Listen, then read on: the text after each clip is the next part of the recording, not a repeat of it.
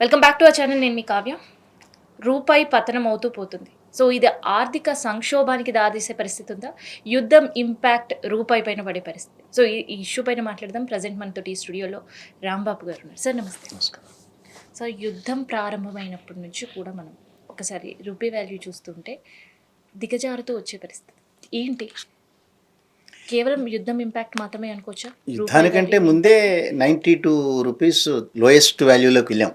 యుద్ధంతో ఇంకొద్దిగా మరింతగా మనం దిగజారని తప్పిస్తే యుద్ధానికంటే ముందే రూపాయి పతనం అనేది గ్రాడ్యువల్గా ప్రతి సంవత్సరం పతనం అవుతూ వస్తూనే ఉంది దానికి. ముఖ్యంగా కారణాలు ఏంటంటే మనం ఫారిన్ ఎక్స్చేంజ్ రిజర్వ్స్ అనేటి మన దగ్గర ఉన్నా కూడా ఎక్స్పోర్ట్ ఓరియంటెడ్ ఇండస్ట్రీస్ మన దగ్గర లేకపోవటం.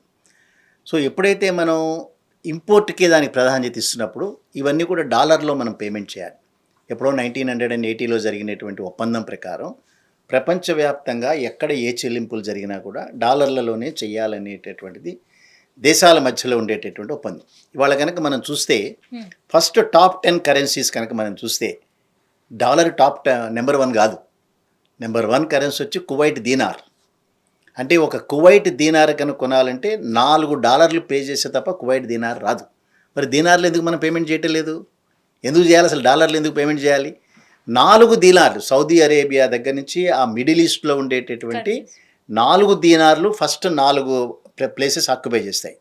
5వది వచ్చి యూరోప్లో ఉండేటటువంటి యూరో. 6వది వచ్చి పౌండ్. ఈ రకంగా కిందకి వెళ్ళాక 10వది మాత్రమే డాలర్.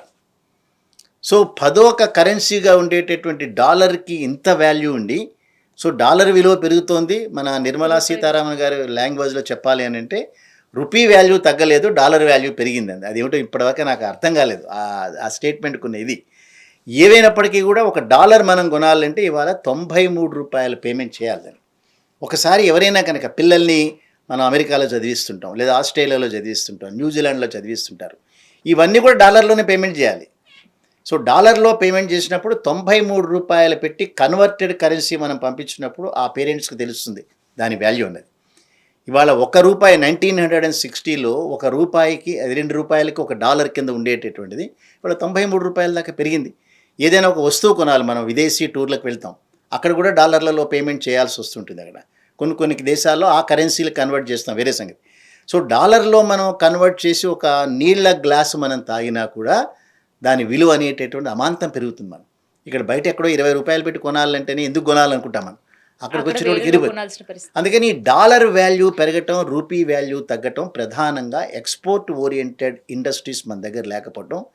మనం ఈవెన్ అగ్రికల్చర్ కానీ ఆటోమొబైల్స్ కానీ వాటిని కూడా మనం దిగుమతి చేసుకుంటున్నాం. 65-70% మంది దేశంలో అగ్రికల్చర్ మీద ఆధారపడితే ఆ అగ్రికల్చర్ని కూడా మనం ఎక్స్పోర్ట్ చేయలేకపోతున్నాం. సో అంచేత వీటికి ఈ లింక్డ్ దాంతోపాటుగా ఇట్లాంటి యుద్ధాలు జరిగినప్పుడు ఈ యుద్ధం ఇంపాక్ట్ ఈ రూపాయి పైన ఇంకెన్ని రోజులు ఉండే అవకాశం ఉంటుంది? మరి అమెరికా ఒక వారం రోజుల్లో యుద్ధాన్ని ముగిస్తామని వాళ్ళు చెప్తే ప్రారంభం మాత్రమే మీ దగ్గర ఉంది, ముగింపు మా దగ్గర ఉందని ఇరాన్ వాళ్ళు చెప్పారు కదా. అంచేత దెబ్బతిన్నటువంటి ఆ ఇరాన్ అనేటటువంటి దేశం ఇప్పటికీ ఇరాన్ కొత్త కండిషన్స్ పెట్టిన సందర్భాలు కూడా మనం చూసాం. నష్టపరిహారం పూర్తిగా అమెరికానే చెల్లించాలి అనే రూల్ అండ్ రెగ్యులేషన్ పెట్టడం కావచ్చు, హార్మోస్ పైన మాదే ఆధిపత్యం కావచ్చు ఆర్గ్యూ చేస్తున్నారు. ఎందుకంటే వాళ్ళ దగ్గర మిలిటరీ ఫోర్స్, గ్రౌండ్ ఫోర్సెస్ కానీ ఇంకోటి కానీ లిమిటెడ్గా ఉన్నా అక్కడికి పోయి అమెరికా చేయాల్సినటువంటి యుద్ధం కొన్ని దేశాల ద్వారా చేస్తున్నారు. వాళ్ళు ఆ పక్కకు ఉండేటటువంటి యునైటెడ్ అరబ్ ఎమిరేట్స్ వాళ్ళ మీద వీళ్ళు బాంబులు వేస్తున్నారు. సో ఇవన్నీ కూడా బలవంతుడు ఎప్పుడు బలవంతుడిగానే ఉంటాడు. గడిచినటువంటి 20-25 సంవత్సరాల కాలంగా మన చరిత్ర కనుక చదివితే ఏ యుద్ధంలో కూడా అమెరికా గెలవలేదు. 25 సంవత్సరాలుగా మీరు తీసుకోండి, ఎక్కడ గెలవలేదు. యుద్ధానికి అమెరికానే బ్రేక్ తీసుకున్న పరిస్థితి, ప్రొవోక్ చేసింది అమెరికానే, బ్రేక్ తీసుకుంది కూడా అమెరికానే. ఒక పిచ్చివాడి చేతిలో దేశం ఉంది కదా, అతను ఏం మాట్లాడతాడో తెలియదు. ఇప్పుడు ఏం మాట్లాడుకున్నా కూడా ఇంత నాగరికత అభివృద్ధి చెందినటువంటి ప్రస్తుత తరుణంలో ఒక దేశం సంబంధించిన ఇంటర్నల్ మ్యాటర్స్లో ఇంకో దేశం ఎట్లా ఇంటర్ఫియర్ అవుతుంది? వెనిజులాలో అధ్యక్షుని తీసుకెళ్ళిపోతే అది అసలు ఎంత ఖండించదగిన విషయాలు కదా. యునైటెడ్ నేషన్స్ అనే ఆర్గనైజేషన్ పెట్టుకుని ఎంతకాలం అయింది? మనం 70-80 సంవత్సరాలు అయింది. దేనికోసం ఉంది యునైటెడ్ నేషన్స్? ఇవన్నీ చర్చించడానికే కదా. సో బలంగా నేను ఉన్నాను కాబట్టి నేను ఏ దేశం మీద ఇవాళ ఈ దేశం మీద, రేపు ఏ దేశం డిక్లేర్ చేస్తున్నాడు ఆయన. నేను రేపు క్యూబా మీద నేను అటాక్ చేస్తా, ఎల్లుండి మెక్సికో మీద చేస్తా, అవతల ఎల్లుండి కెనడా మీద చేస్తా. ఎవరిచ్చారు ఈ అధికారం? అన్ని దేశాలు కూడా దానికి తగ్గట్టుగా కనుక మాట్లాడకపోతే అతని ప్రవర్తన రోజు రోజుకు భరించలేనట్టుగా ఉంది కదా. ఈవెన్ అక్కడ కోర్టే అక్కడుండే కోర్టే ట్రంప్ వ్యవహార శైలి పైన వేస్తున్న ట్యాక్సుల పైన మళ్ళీ బ్యాక్ ఇచ్చేసేయాలి అని తీర్పిచ్చిన సిచ్యువేషన్స్. తీర్పు ఇప్పుడు ప్రపంచంలో అతిపెద్ద ప్రజాస్వామ్య దేశం భారతదేశం కాదు, అమెరికా అని చెప్తారు. ఎస్. మాది అతిపెద్ద ప్రజాస్వామ్య దేశం అని. మరి అతిపెద్ద ప్రజాస్వామ్య దేశానికి అధ్యక్షుడుగా ఉన్నటువంటి వ్యక్తి సుప్రీంకోర్టు చెప్పిన తర్వాత ట్యాక్సులు విధించేటటువంటి అధికారం నీకు లేదు, ఎక్సెస్ ట్యాక్స్ లేదంటే నెక్స్ట్ డే నాడే 10% ట్యాక్స్ పెంచాడు అతను. ఎస్. సో పార్లమెంటుని గౌరవించడు, న్యాయస్థానాలను గౌరవించడంటే ఇటువంటి వ్యక్తుల చేతుల్లో అధికారం ఉన్నంతకాలం కూడా యుద్ధం ఎప్పుడు అయిపోతుందో మనం చెప్పలేం. దాంతోపాటుగా మనకు ఉన్నటువంటి ఈ ఇబ్బందుల వలన ఈ రూపీ వాల్యూని, రూపీని స్ట్రెంథన్ చేసేటటువంటి ఆ వ్యాపార లావాదేవీలు మనం చేయలేకపోతున్నాం. అదే మీరు ఒక చైనా అనేటటువంటి దేశం చూస్తే ప్రపంచవ్యాప్తంగా ప్రతి దేశంలో ఇన్వాల్వ్ అయిపోయి ఉన్నారు వాళ్ళు. అందుకనే వాళ్ళ యుద్ధాల వైపు మొగ్గు చూపించట్లేదు, ట్రేడ్ ఎంతసేపు ట్రేడ్ చేయాలనేటువంటి. భారతదేశం కూడా మనకు ఉన్నటువంటి మ్యాన్ పవర్ ఏదైతే ఉందో దాన్ని కనుక మనం ఉపయోగించుకుని ఎక్స్పోర్ట్ క్వాలిటీ చేసేటటువంటి కనుక చేయగలిగితే మనం ఈ రూపీ వాల్యూ అనేటటువంటిది, ఎందుకంటే పేమెంట్ మనం రూపీలో తీసుకుంటాం కదా, పేమెంట్ డాలర్లో కూడా మనం తీసుకోవచ్చు. దాన్ని తీసుకున్నప్పుడు ఆ డాలర్ వాల్యూ అనేటటువంటిది తగ్గించడం జరుగుతుంది, రూపీ వాల్యూ పెంచుకోవడం జరుగుతుంది. సో పాలిటిక్స్ వలన ఏదో రాజకీయాల మీద దృష్టి పెడుతున్నారు తప్పిస్తే ఇటువంటి వ్యాపార సంబంధించిన వ్యవహారం, అదే రకంగా ఇన్ఫ్లేషన్ విపరీతంగా పెరిగిపోతుంది. రూపీ వాల్యూ ఇలా తగ్గుతూ పోతుంటే ఆర్థిక సంక్షోభాన్ని భారత్ మళ్ళీ ఎదుర్కొనే పరిస్థితి వస్తుందా? ఇన్ఫ్లేషన్కి దారితీస్తాయి. ద్రవ్యోల్బణానికి కనుక దారితీస్తే తిండి గింజలకి ప్రమాదాలు వస్తాయి. పెరుగుతున్నటువంటి జనాభాకి అనుగుణంగా అక్కడ కనుక మనం ఏ రకమైనటువంటి యాక్టివిటీ కనుక చూపించకపోతే ఈ రూపీ వాల్యూలు తప్పనిసరిగా అవుతాయి.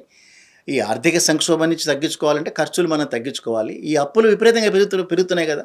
2014 సంవత్సరంలో మోడీ గారు వచ్చినప్పుడు 58,000 కోట్ల రూపాయల అప్పులు ఉంటే ఇవాళ 225 లక్షల కోట్ల రూపాయల అప్పులు గెలిపోయింది. సో అప్పుల్ని మరి 25%, 30% మీకు వచ్చే ఇన్కమ్లోంచి మనం వడ్డీయే పే చేస్తుంటే ఇన్ఫ్లేషన్ పెరగకుండా ఏం చేస్తే రూపీ వాల్యూలు తగ్గకుండా ఏం చేస్తాయి దానికి. సో దీని అన్నిటికీ కారణం మనం ఇన్కమ్ని పెంచుకోవాలి, కరెంట్ అకౌంట్ డెఫిసిట్ని తగ్గించుకోవాలి, ఎక్స్పోర్ట్ ఓరియంటెడ్ ఇండస్ట్రీస్కి ఇతోధికంగా మనం లోన్స్ ఇవ్వటం అనేటటువంటిది చేయాలి. ఇక్కడ ఉన్నటువంటి మేధా సంపత్తి అంతా కూడా ప్రపంచవ్యాప్తంగా ఏ రకమైనటువంటి వస్తువులకు ఆదరణ ఉందో ఆ వస్తువుల్ని సప్లై చేసేటటువంటి ఇది మనం ప్రయత్నం చేసినప్పుడు మాత్రమే వీటిని అరికట్టగలుగుతాం. ఏదో ఒక రోజున ప్రభుత్వం వీటి మీద చాలా సీరియస్గా ఆలోచించాలి, అంతేగాని అట్లా వదిలిపెట్టడానికి వీల్లేదు. సో యుద్ధానికి ముందు, యుద్ధం తర్వాత పతనమవుతూనే పోతుంది రూపాయి. సో ఇంకా పతనమయ్యే అవకాశం ఉంటుందా?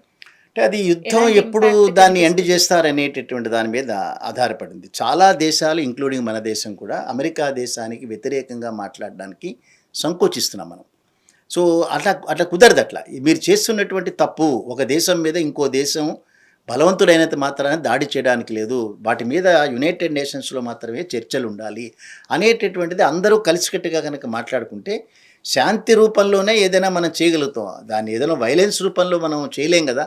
ఒక వ్యక్తిని ఇంకా రూపీ పైన కనిపిస్తూనే ఉంటుంది. రూపీ పైన కనిపిస్తూ యుద్ధం ఎంత తొందరగా కనుక ముగిస్తుందో అంత తొందరగా ప్రతి ఒక్క దేశంలో కూడా ఈ రకమైనటువంటి అలజడి తగ్గుతుంది. అది సో మనం ఆశించాల్సిందే, తప్పనిసరిగా యుద్ధం ఆగటం అనేటటువంటిది అనివార్యం. అది సో ఆ రూపంలో కొన్ని దేశాలు ఆ రోల్ ప్లే చేయాలి. మన దేశం కూడా కొద్దిగా స్ట్రాంగెస్ట్గా ఎకానమీ ఉన్న దేశం కాబట్టి మనం కూడా ఒక రోల్ ప్లే చేయాలి. యుద్ధాన్ని ఆపగలిగేటటువంటి ప్రయత్నాలు మనం అందరం ముమ్మరం చేసినప్పుడు కనీసం మన దేశంలో ఉండేటటువంటి ఇటువంటి అవాంతరాలు మనం ఎదుర్కోగలుగుతాం తీటుగానే. Thank you sir.